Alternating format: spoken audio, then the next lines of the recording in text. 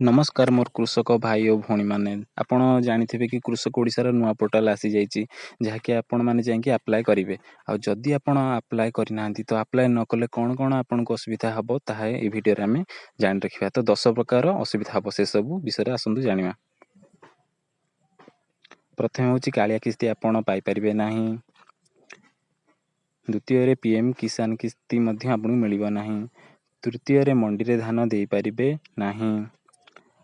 चतुर्थ सार विहन सोसाइटी नहीं पारे ना। पंचम कौन प्रकार स्कीम पाइपर ना। 6 आपण फार्मर आईडी अकामी हो।